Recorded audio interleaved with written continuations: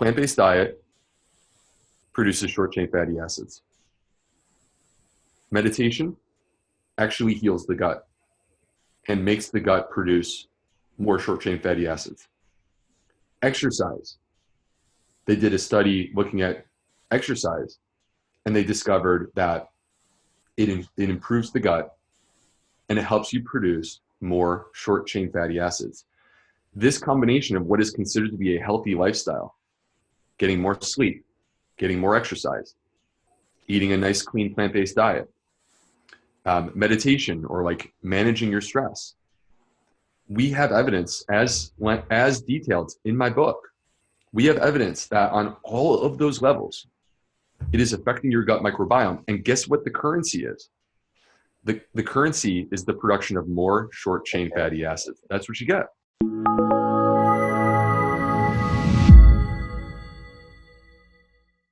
Hey everyone, we are really excited to bring you one of our most fascinating interviews to date. We just wrapped up an interview with Dr. B, and he blew our minds once again.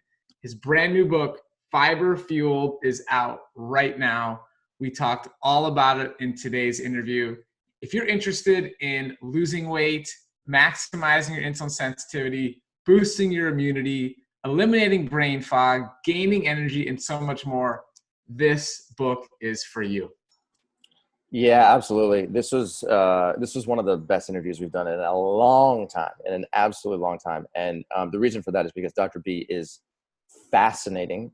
He is a walking encyclopedia, but he also has a really cool way of being able to describe complex science in a dumbed down manner that really makes it understandable. So in today's interview, you're going to be learning a lot of things, including how Dr. B himself was able to change his diet to overcome a lack of self-confidence and a lack of self-worth, which is something that he's very open about and very willing to describe in detail. Number two, you're going to find how fiber, the way that we talk about it in sort of pop culture, is greatly oversimplified, and that there are more than just soluble and insoluble fiber types. In fact, it's much more complicated than that. And we're going to get into detail about why that's actually important. Number three, you're going to be learning about gut-brain signaling. This is one of my favorite topics. He's going to go into detail here about the number of nerve endings that innervate your gut and how your gut actually communicates directly with your brain and vice versa, and how the two of them are having what he refers to as a 6-hour-long phone conversation all day long, every single day. He's going to talk about the wide range of benefits of these things called short-chain fatty acids. Short-chain fatty acids are this currency that are used by every single tissue in your body. They have various and very diverse functions in your pancreas, in your liver, in your brain, in your thyroid gland, in your vasculature, in your kidney. And he's going to talk about what short-chain fatty acids are, where they come from, what foods produce them, and what they can do in various tissues throughout your body. We're also going to talk about this mind-blowing concept known as leaky brain. Now, leaky brain is something that you may not have heard about, and it's I don't want to go into too much detail here about it, but it basically deals with how the blood-brain barrier can become permeable to compounds in your blood that are not supposed to enter your brain. And he's going to talk about how leaky brain is actually implicated in dysbiosis and why improving the quality of your diet and improving the quality of your microbiome can actually fix brain fog and at the same time reduce your risk for the development of Alzheimer's disease, which is a mind-blowing concept. You're also going to learn a couple of life hacks. One of them is how you can get Starbucks coffee for free.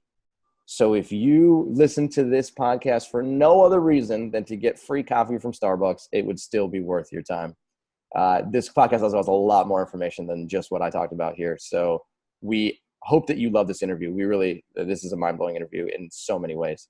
If you're watching on YouTube, make sure to hit the subscribe button so that you don't miss future videos. And also leave a comment below and tell us your thoughts about this interview, and we will do our best to respond to you for sure. We'd love to see what you guys think. And if you're listening on our podcast, also don't forget to subscribe to the podcast and leave a review on the Apple Podcast app. Every review helps this podcast move farther and hit more people. So we really appreciate your time and attention to detail, and really hope that you enjoy this interview. We are extremely excited to be here with Dr. B, Dr. Will Bulsiewicz. Now, Dr. Will Bulsiewicz is a board-certified internal medicine doctor, and he's a specialist in gastroenterology, which is a big, fancy word to describe that he is a gut health expert. He's also an internationally recognized gut health expert that wants you to tap into the incredible healing power that lives inside of your gut, which is known as your microbiota.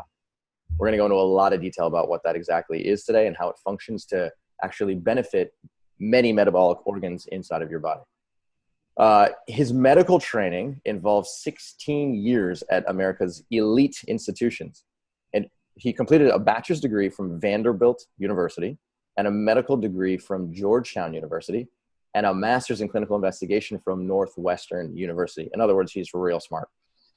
He's also he was the chief medical resident at Northwestern and the chief gastroenterology fellow at UNC. And he received the highest award given by both his residency and his fellowship. He also completed an epidemiology fellowship at UNC's prestigious Gillings School of Global Public Health. Dr. B could be one of the smartest human beings we've ever met before.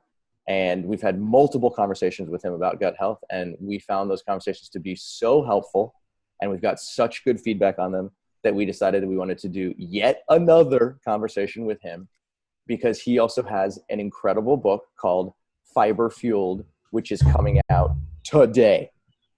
So, Dr. B, how you doing, my man? We're so glad to be with you again today.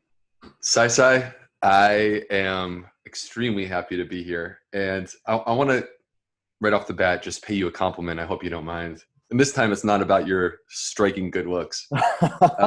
I'm nervous. All right. You know, you and I, over the last couple of months, we've gotten to know each other pretty well.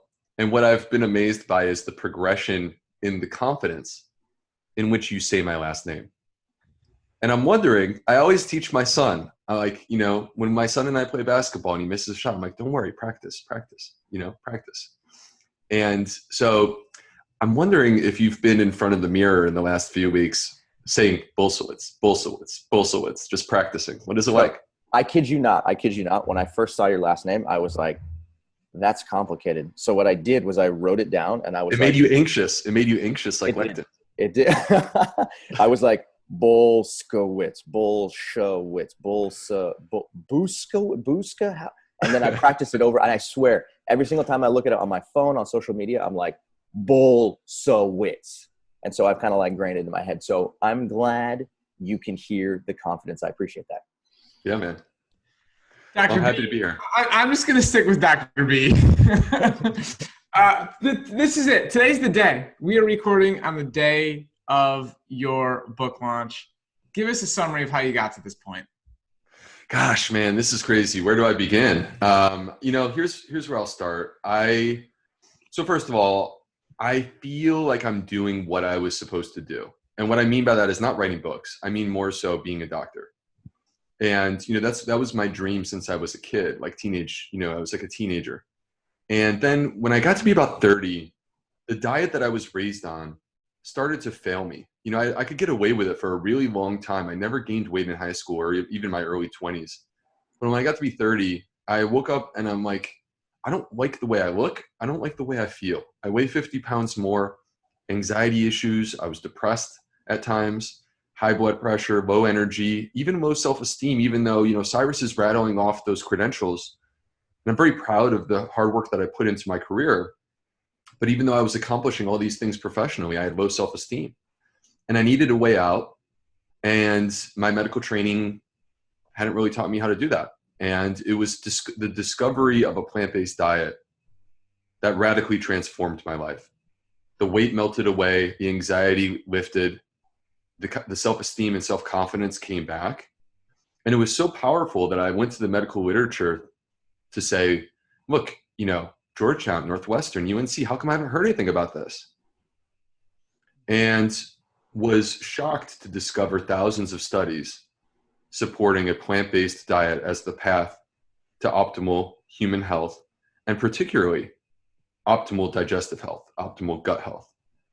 And so I brought it into my clinic as a gastroenterologist, and the results were so powerful that I felt compelled to share it, that I couldn't just be a doctor. I had to actually put this information out there to the public, particularly when I see that people are not having the root of their issue, which is damage to the gut microbiome. They're not having that addressed when they show up and they just get pills and procedures all day. And 97% of Americans right now are putting themselves at risk, not just for digestive issues, but for other medical issues because of their low fiber diet. And so it set me on this path where I first took to social media.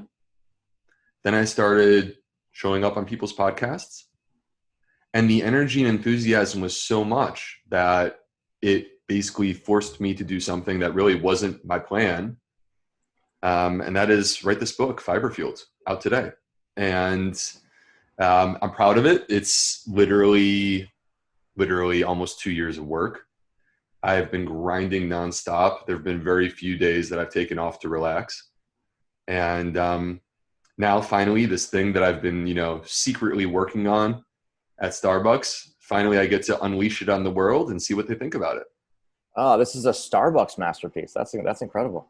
Well, I'm the kind of guy, like I'm sure you guys were like this when you wrote your book. You got to figure out when you're the most focused.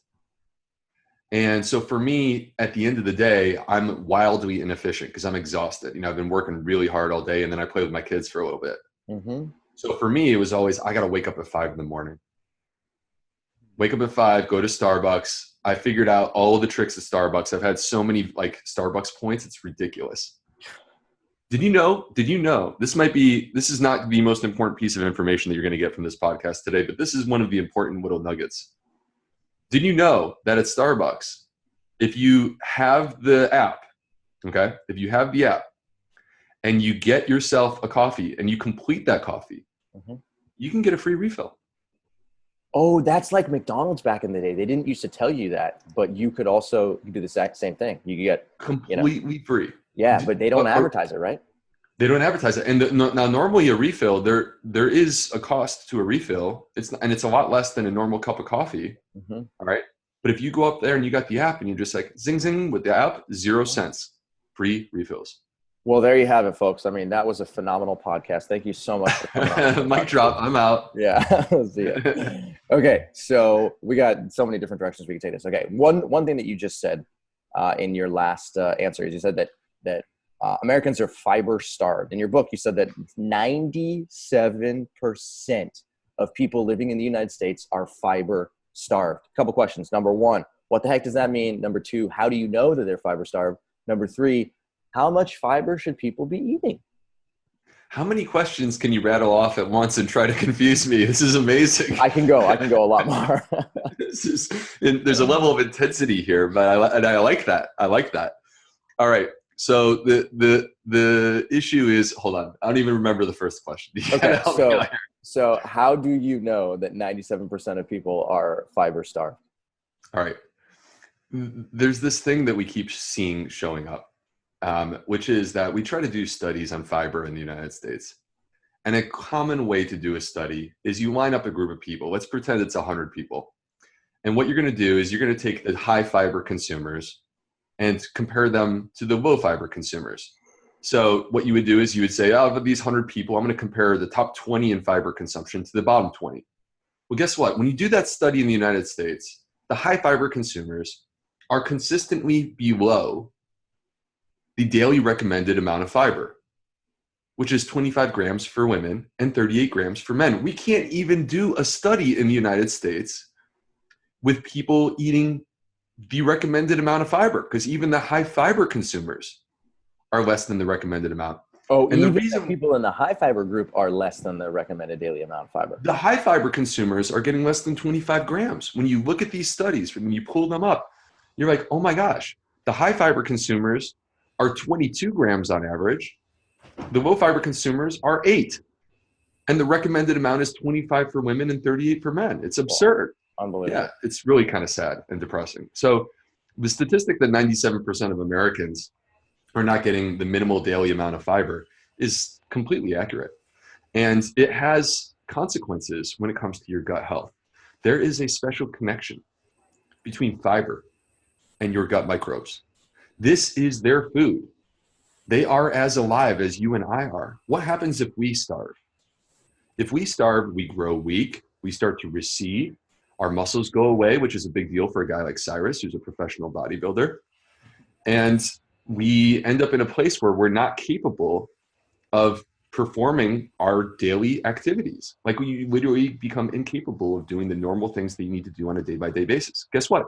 That's literally the exact same thing that happens to these microbes. If you don't feed the microbes, they grow weak, they recede, and at some point they become incapable of helping and supporting your body in the way that we rely on them for. And there's a study that was done by Justin Sonnenberg, who is a microbiome researcher at Stanford. And by the way, Sonnenberg has supported my book, and you'll find him inside the cover. So he wrote a book called The Good Gut, which was a great book as well. Fantastic. And what Sonnenberg showed in this study is that if you take mice and you put a human microbiome into the mouse and you monitor what happens over generations. Now, of course, like I'm not advocating for animal research here. And this is a study that is impossible to do in humans because it takes 30 years to have a new generation. It would take us 90 years to do this study in humans. But in mice, they put a human microbiome into the mouse and they monitor what happens from grandma to mom to daughter. And what they found is that there is a generational loss of diversity, basically meaning the gut is getting weaker generation by generation on a low fiber diet. Now, there was a way to reverse that.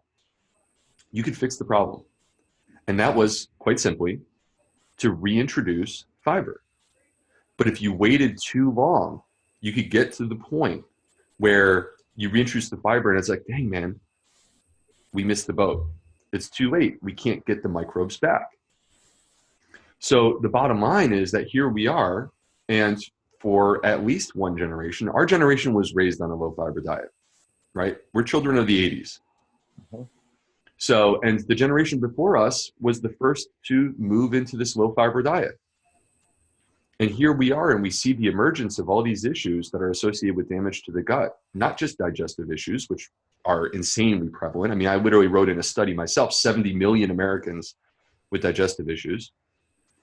But beyond that, immune issues, autoimmunity, allergic type problems, diabetes, metabolic disorders, obesity, hormonal problems, mood disorders. All of these things come back to gut health.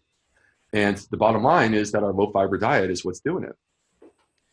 All right, Dr. B. So while I was reading your book, I saw that you were claiming there are multiple types of fiber. So most people think, oh, it's just soluble and just insoluble, but you claim it's not that simple. What do scientists know about different types of fiber? Fiber is incredibly complicated. So to estimate or measure how many different types of fiber exist in nature, like literally scientists have not come up with a number. But we think that there's millions, if not billions, of unique types of fiber, okay? Fiber is not just fiber. Every single type has its own unique biochemistry. It will have different effects. And so the fiber that you find in a bean is different than the fiber that you will find in kale. And that's different than the fiber that you will find in a steak, which there's none in the steak. There is no fiber outside of the plant world. And one thing that you also said was that there are something like 300,000 different varieties of plants, and about 100,000 of those are edible. Is that right? Believe it or not, so you actually had it right. 300,000 edible plants. There it is. Okay. On the planet, out of 400,000 plants total. We could literally be going outside right now, and we could probably be eating a lot of the plants that are around us. But it's interesting because unique plants, different plants, have different types of fiber. And our gut microbes, I want people to, this is just as important as the Starbucks coffee comment from before. I want people to realize that these microbes are picky eaters. They are picky eaters. And so what that means is that they want the fiber from specific plants. The microbes that feast on the black bean may say, I don't like kale. I'm not eating that. Okay. So because these microbes are picky eaters, because they want the fiber from unique types of plants, the critical idea to optimize your gut health is to have as many different varieties of plants as possible. Different varieties of plants produce different types of fiber, which supports a diverse gut microbiome. And guys, this is like, look, okay, cool. It's a great idea. It's a great idea. It's a phenomenal theory, Dr. B. I'm not in the business of writing a book about a theory. There's enough of those. There's books about the lectin theory. There's books about the gluten theories. There's enough of those. I'm in the business of writing a book about real science. And I wouldn't come forward with this idea if I didn't have the backing of the legitimate science. The American Gut Project, which is the largest study to date to make a connection between our diet and lifestyle and the diversity of our gut microbiome, found that the single greatest predictor of a healthy gut microbiome is the diversity of plants in your diet. Okay, so that was my next question is, why is diversity important? Go into a little bit of detail here about what does it mean to have a diverse ecosystem of bacteria in your large intestine? And in addition to bacteria, what other organic material exists? So I like that you called it organic material. You're such a scientist. I don't know what to call it. I just thought it out on the spot. All right. What's fascinating to think about is that if you had a combination of a microscope and a telescope, you could see our, not just world, but the entire galaxy on all these levels and realize that there are all these different ecosystems. All right. The gut is an ecosystem, like inside of you. And that is conceptually similar to a rainforest, right? Which is conceptually similar to the globe on a larger scale. And the rules of each ecosystem are the same, which is a fascinating thing to consider. Biodiversity is the word. If you look at the Amazon rainforest, zoom in there for a moment, there is this community, this balance that exists between the snakes, the birds, the bugs, the animals, the trees, the plants, the river. It all is there in harmony. It's the way that nature created it. And if you go into that ecosystem, and look, I don't like snakes. I don't like mosquitoes, but they serve a necessary purpose within that ecosystem. And if you go in there and you take them out and they go extinct, there will be a void that exists within that ecosystem that the other animals are not designed to compensate for. Those snakes and mosquitoes are there for a reason.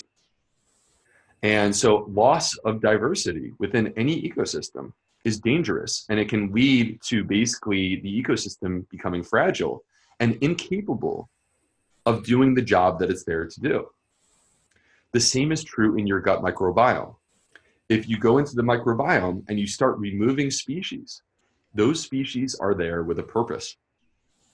Each one of them has a role in human health, contributing to digestion, our immune system, our hormonal balance, our metabolism, our mood and brain. Each one is there with a purpose.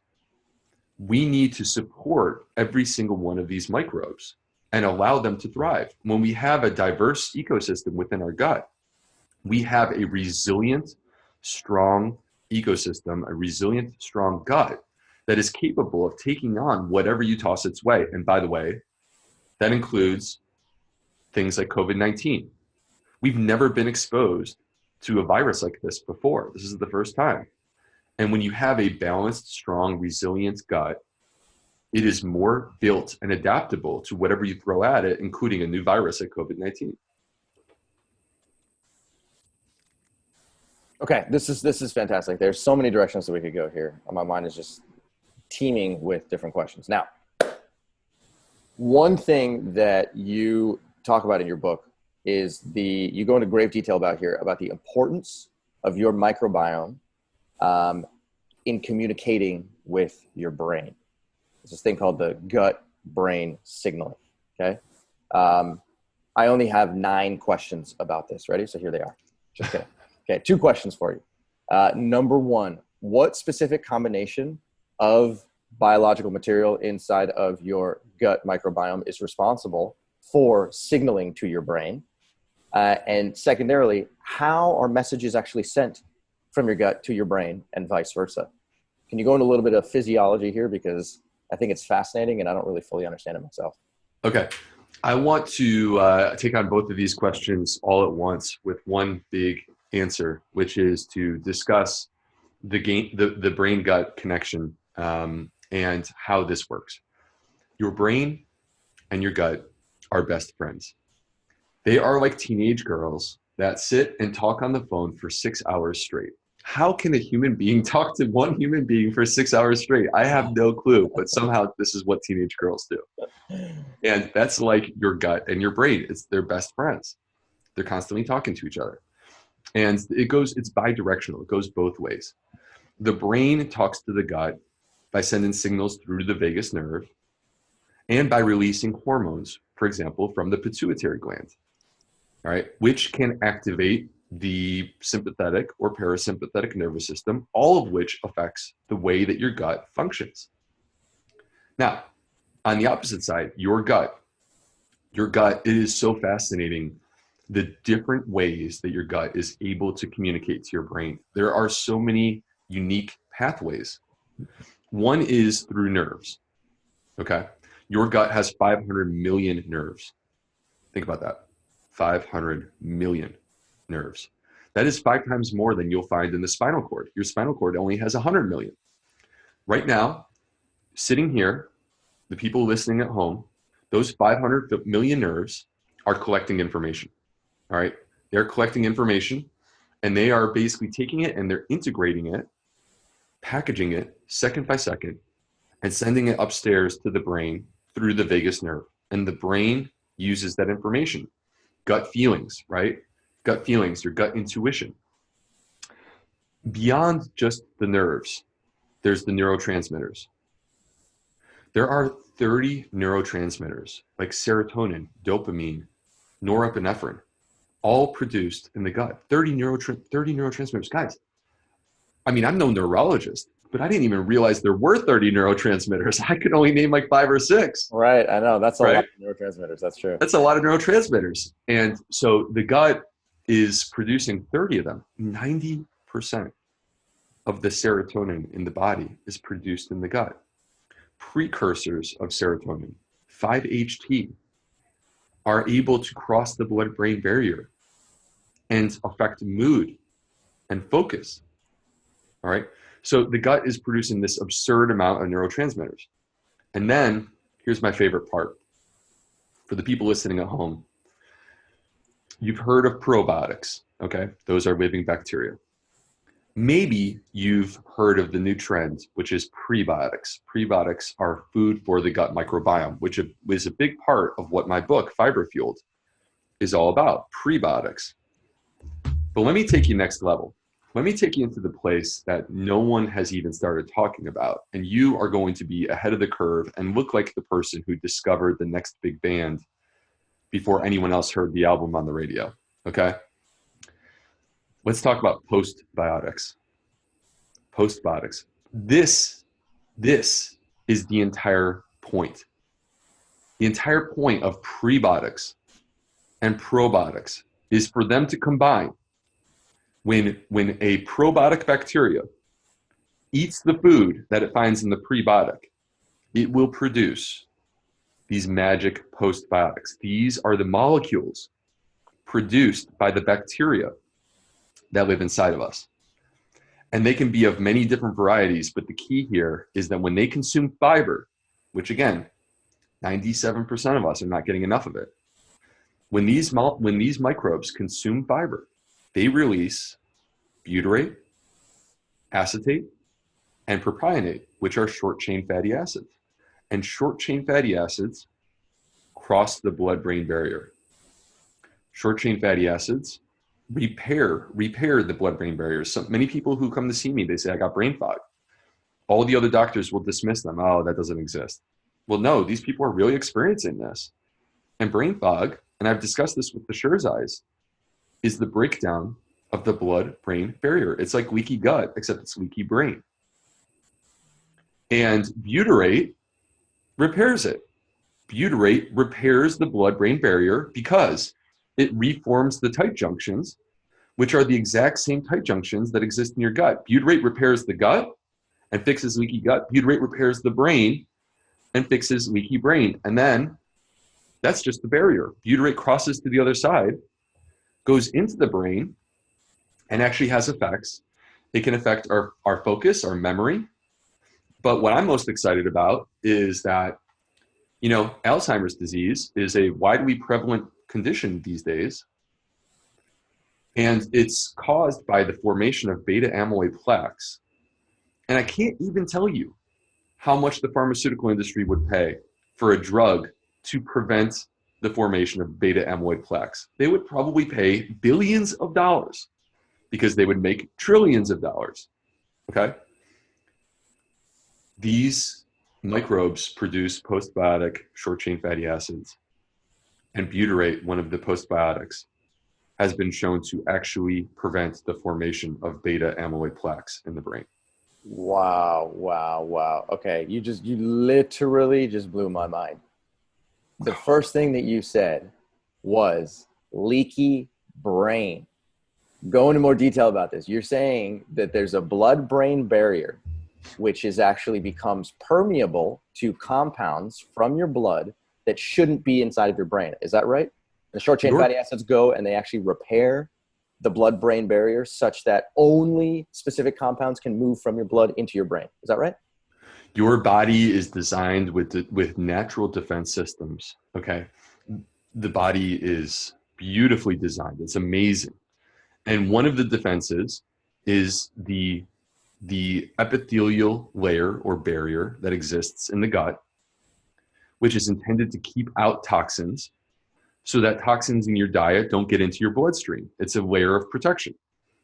And that gut barrier is built where cells are basically spot welded together with what are called tight junctions. When people develop leaky gut, it's the breakdown of these tight junctions. They pop open, and now these cells are not held together anymore. And that's where you have increased intestinal permeability and toxins can start to enter into the bloodstream. Okay? That is dysbiosis. That's caused by damage to the gut. One of your barriers or one of your protective layers has broken down. Well, guess what? The blood-brain barrier, which is designed to protect, let's be honest, our most critical organ, which is the brain. All right. The blood-brain barrier is built the exact same way that the gut barrier is.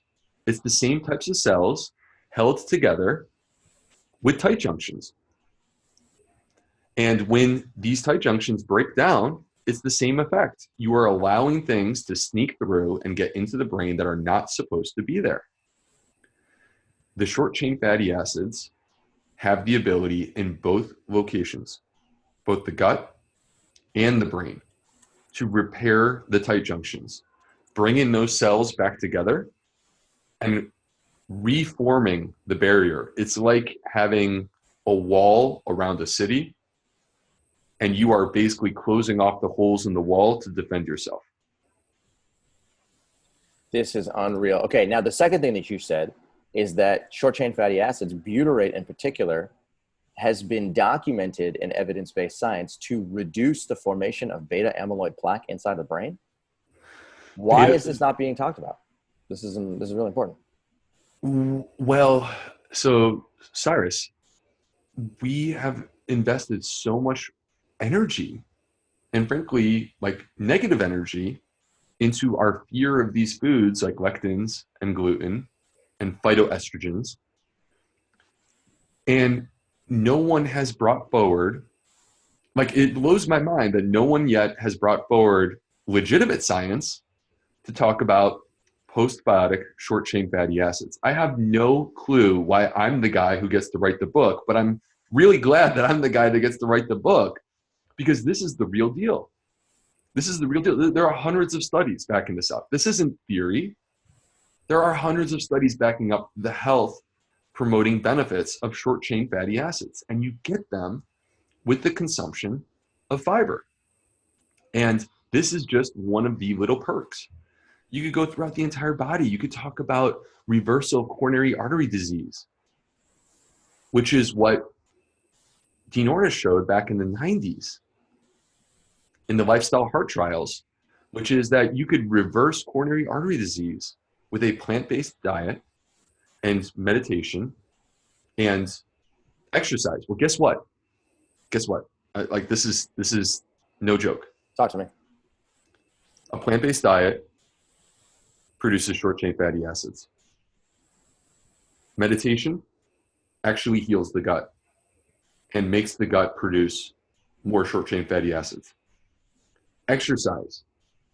They did a study looking at exercise, and they discovered that it improves the gut and it helps you produce more short-chain fatty acids. This combination of what is considered to be a healthy lifestyle, getting more sleep, getting more exercise, eating a nice clean plant-based diet, meditation, or like managing your stress. We have evidence, as detailed in my book, we have evidence that on all of those levels, it is affecting your gut microbiome. And guess what the currency is? The currency is the production of more short-chain fatty acids. That's what you get. Yeah. There's also some research that we've become privy to in writing our book about the fact that short-chain fatty acids also have direct effects on the insulin-producing beta cells inside your pancreas, and they can actually regulate the amount of insulin that is secreted in response to a carbohydrate-rich meal. And so, just like you're saying, short-chain fatty acids, they're like this currency that can go and signal to tissues all throughout your body and improve the cellular function regardless of where they exist. This is why a person who has type 2 diabetes, insulin resistance, can literally take a fiber supplement with their meal and notice improvement of their blood sugar. Literally by the meal. Now, I'm not saying that fiber supplement is the way to go. The way to go is actually to optimize your diet across the board. But that's it. It's proof of concept that literally all you have to do is throw that fiber in there with the meal and you will improve your blood sugar control. Dr. B, it seems like there's nothing short chain fatty acids can't do. So in this current environment where, we have a crisis going on, COVID-19, can short chain fatty acids boost immunity? So, Robbie, let me just say that I'm apprehensive to sit here, particularly because I have this book coming out, and to sound like, hey, there's this one silver bullet, right? I'm a little apprehensive to say that there's this one silver bullet that fixes everything. Let's be more, let's be practical and real that there are limitations to anything. But yes, man, yes, there are studies with short chain fatty acids and our response to a respiratory virus. So let me start here. There was a study that came out last week, okay? And they've been asking the question, why do some people get severe COVID-19, yet others literally didn't even know they had it at all? What is it that determines the response of the body to the virus? And now, full disclosure, this is a study that is published online. It is not yet peer reviewed. I'm looking forward to the peer review process, but they wanted to get this information out to us as quickly as possible, and this is how they were able to do it. And in the study, the bottom line is this. When they worked backwards to identify and understand what is it in the patients with severe COVID-19, what they discovered was alteration and changes to the gut microbiome. It is implicating that the gut microbiome is potentially an important factor in determining the way that your body responds to this virus. Now, zooming in on short-chain fatty acids once more. I don't have a study with short-chain fatty acids and the SARS-CoV-2 virus. That doesn't exist yet. We will see where this goes in the next year. It takes time for that kind of thing, and that's not the first priority when you're fighting this virus. But we have studies with short-chain fatty acids and other respiratory viruses. So just to give you an example, there was one study, again, I am not advocating for animal-based research. I'm just sharing the results of the study, where they looked at mice and they were infected with influenza, a respiratory virus, and they gave them a high fiber versus a low fiber diet. They actually predicted that the mice eating high fiber would do worse. The thought process from the scientists was that fiber is anti-inflammatory. So because it's going to suppress the immune system as an anti-inflammatory, it's going to actually make you more vulnerable to this virus. And they were shocked. This is why you have to do research and you can't just have ideas. They were shocked when they discovered that the opposite was true. The mice on the high fiber diet lived longer with less severe symptoms. And objectively, when they looked at the respiratory function, the lung function was way better. So they backwards engineered it. And they said, well, what the heck is going on here? We're confused. We thought that this would be bad.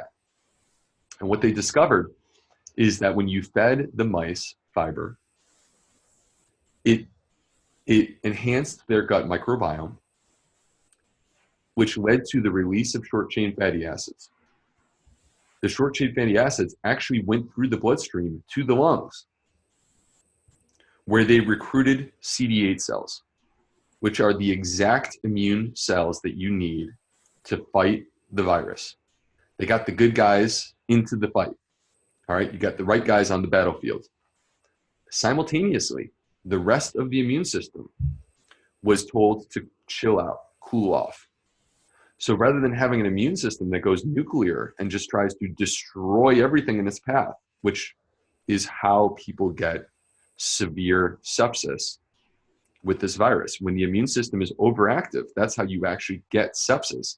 That's how you get acute respiratory distress syndrome, which is what puts people on a ventilator. Instead of that, it was suppressed. The immune system was suppressed with the exception of the proper immune cells.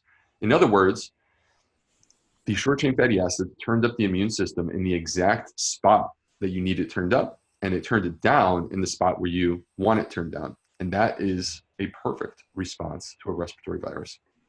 You know, whenever I hear you speak about all these topics, it just reminds me of this infinite wisdom of the human body that's just beyond our comprehension, but also how much science has learned. It's how much scientists have learned over time. You're able to describe these things that are just mind-blowing. I mean, of course, 100 years ago, they had no idea of this stuff. I mean, this is all so new, which is fascinating. But anyways, your book, okay?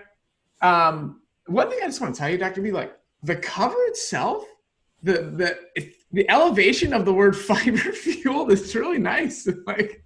Ours doesn't have that. I'm like, wow, that's cool, man. It's a beautiful thing to hold. But thank you. You know, all this amazing science, and it's fun, it's interesting, but then you add in the practical elements. So many amazing practical tips. Page 81 talks about eating certain plants together to get a synergistic effect. Can you tell us about this and provide some examples? All right. There is this beautiful thing that exists where, I preach eat a diversity of plants. And I've already mentioned that in our podcast here today. That is the golden rule of gut health. All right. And what's amazing is when you discover that these are not just, plants working by themselves, that you can have multiplication factors, that you can actually synergize in a way where you get more out of something. So a quick example, people freak out about iron levels with a plant-based diet. Now, here's the beautiful thing. Heme iron found in animal products is extremely inflammatory and associated with multiple adverse conditions, including cancer. All right. So we don't want to be getting our iron from an inflammatory source. That's not a good idea when you talk about living 80 years. We want the anti-inflammatory source, which you get non-heme iron in plants, but it's not as readily absorbable. Well, guess what?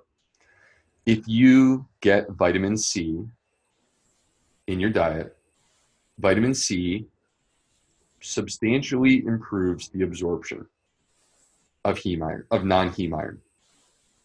And so if you take that salad, that kale salad, or that spinach, and you squeeze a lemon on top, you get so much more out of your food. If you take a look at, green tea, it has EGCG. Squeeze a lemon in there, you get even more of the antioxidant EGCG because of the lemon that you just squeezed in there. You talk about turmeric, which has curcumin. They found this connection between curcumin and black pepper, where black pepper actually increases the absorption of curcumin 2,000%. There are synergies that exist within our food that we don't even know about. And this is why eating a broad, diverse diet is the optimal diet, whether you are vegan or you are not. This is the optimal diet, period. I'm out. Well, that was great. See you guys later. Okay, Dr. B, we could go on for hours. What I really want to know right now is how can you educate our listeners how they can pick up a copy of your book? Clearly, you've done a really good job of explaining what are the benefits, what are the things they're going to learn in your book, and then you've just literally scratched the surface. Where can they buy your book? How can they buy your book? Why is it important that they get your book now? Put in a huge plug for yourself, because this book is truly a game changer, and I have enjoyed every single minute of it. Thank you, man. All right. So the deal is this. The book, this is about gut health. This is evidence-based. Enough with the stuff where it's pseudoscience, enough with the stuff where there's no evidence to back it up. I put together this book with 600 references. I reviewed over 1,000 studies to write this book. And the key is I wanted it to be fun. I wanted it to be light reading. I wanted it to be easy and digestible. And I really feel like that's what makes this book special, is that you can enjoy reading this book and learning about gut health. And when you're done, you're going to understand the path to get there. But that's not good enough in itself. I need to actually take you, and I'm going to hold you by the hand or whatever, and walk you down this path, because I don't know if Cyrus wants to hold hands, and I don't know if I want to hold hands with Cyrus anyway. Yeah, that's a risky proposition, let me tell you that. But we're going to walk down this path together. And the beautiful thing is I want to meet you where you are. All right. So I don't care what your dietary background is right now. I truly don't. Because this is not about forcing you to be something that you don't think that you are. This is about bringing the best. This is about bringing out the best in you. And the dietary plan is unique. The way that Robbie and Cyrus would do it is probably different than the way that I would do it. It has to be unique because your gut microbiome is unique. So I really feel like this is able to deliver on all of that. And the best thing about this is that it applies to everyone, whether you have digestive issues or other health issues, or frankly, you're completely healthy. I'm going to tell you right now, I am doubling down I'm taking my own medicine and doubling down on the concepts in this book right now, because it is so important in the time of COVID-19 to have a healthy gut, to protect ourselves and build our shield against this virus. If you want to find this book, you can find it on Barnes & Noble. You can find it on Amazon. By the way, Barnes & Noble is shipping faster than Amazon is right now. That being said, we are in the era of COVID-19. Nothing against Amazon, but they are getting richer than ever. And there are small businesses that live in your community that are hurting right now. And I think that we need to be conscious of when we choose to spend $1, if there's a small business in our community that we can support with that $1, we should try to do that. And so I want to support our local bookstores. I think it's an important thing in the era of COVID-19. If you buy this book, I realize the easiest thing to do is to just click it online and be done with it. But I think it's worth the effort to make the phone call to your local bookstore and support them and buy your book through them. They will get it to you probably today. And I look forward to hearing from you guys what you think about the book. A couple of things real quick. On my website, I have a research guide. All right, completely free. And you don't have to buy the book. I'll give you all 600 references. And I'm going to give you basically the introduction to clinical research, because I hear so many people who are just like, I am confused, you know? They're confused because they're hearing different things from different people. There's so much noise out there. There is truth in the noise, you guys. You just need the right strategies to know how to find that truth. And that's what I'm giving you with my research guide. So buy the book. It's called Fiber Fueled. It's out today.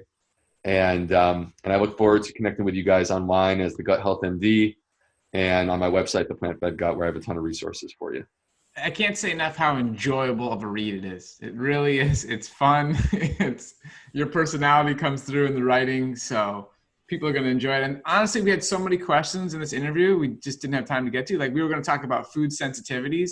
That's a really important topic that people are confused about. You cover that in the book and so much more. So we cannot recommend this book enough, guys. Pick it up. I fully agree. And another thing, I said this in a previous interview, and I will say it again. Will, you are a phenomenal writer. Like, it's one thing to be a good scientist. It's one thing to be a good public speaker. It's one thing to have a good social media profile. But if you can't write a book, it's hard because, you know, it kind of makes the whole process painful where you're like, okay, I guess I got to, you know, filter through this information, even though it's not enjoyable to read.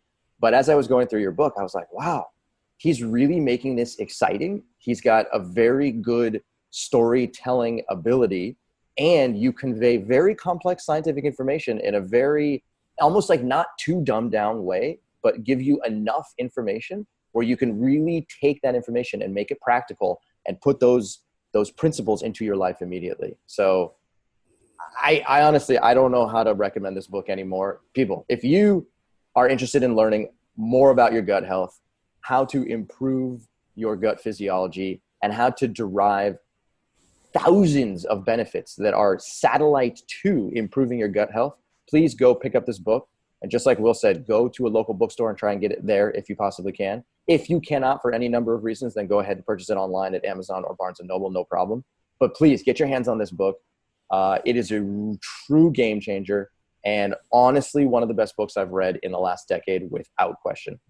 Absolutely love it. Will, thank you for all your hard work. I mean, reading 1,000 papers takes years, and you've done a phenomenal job of putting in a ton of hard work and really conveying that message to people who need the information a lot.